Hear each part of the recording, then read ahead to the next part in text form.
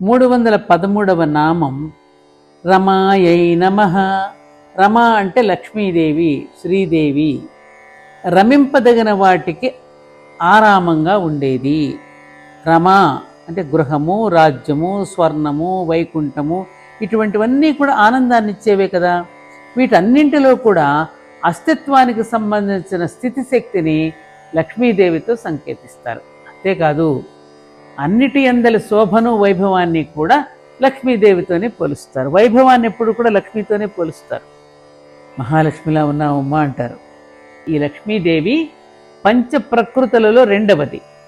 పంచప్రకృతులకు నేపథ్యంలోని పరాప్రకృతి అమ్మవారు కాబట్టి ఈ రమ అనే నామం కూడా అమ్మవారికి బిరుదు నామంగా చెల్లుతుంది. లక్ష్మీ కళాస్వరూపిణి అని ఈ నామానికి అర్థం. 314వ నామం రాకేందు వదనాయై నమః. రాకేందు అంటే పూర్ణిమాచంద్రుని పోలిన ముఖము కలిగినది. పూర్ణిమాచంద్రుని తన ముఖంగా కలిగినది అని కూడా అర్థం. అమ్మవారి యొక్క ముఖం రాకాచంద్రునిలాగా నిండుగా, గుండ్రంగా, ప్రసన్నమైన చల్లని వెన్నెల వెలుగులు వెదజల్లుతూ ఉంటుంది. వదన అనే పదం ఉచ్చారణ అనే అర్థాన్ని కూడా సూచిస్తుంది. ఉచ్చారణ ద్వారా వాంగ్మయం బయటకు వ్యక్తమవుతుంది. ఆకాశంలోంచి మొట్టమొదటిగా నాదం పుట్టి ఆ నాదం నుండి సమస్తము వ్యక్తమవుతుంది. అమ్మవారి ముఖం అనే దర్పణంలో కనబడే అయ్యవారి వివిధ ప్రతిబింబాలే ఈ సృష్టి యావత్తు. అంటే తన ముఖం అనే అర్థంలో అమ్మవారు సమస్త సృష్టిని ఇముడ్చుకుని ఉన్నదన్నమాట.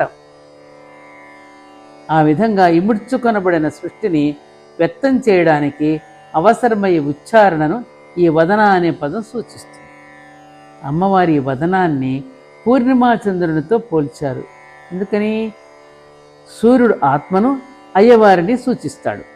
చంద్రుడు మనస్సును, అమ్మవారిని సూచిస్తాడు. పూర్ణిమాచంద్రుడు సూర్యుడు నుండి సంపూర్ణంగా వెలుగును గ్రహించి ఆ వెలుగును చల్లని వెన్నెలలాగా వెదజల్లుతాడు. అలాగే అయ్యవారి తత్వాన్ని తన ముఖం ద్వారా అమ్మవారు సంపూర్ణంగా వ్యక్తపరుస్తుంది. అందుకని అమ్మవారి యొక్క ముఖం రాకేందు వదన అయింది. చాలా బాగుంది.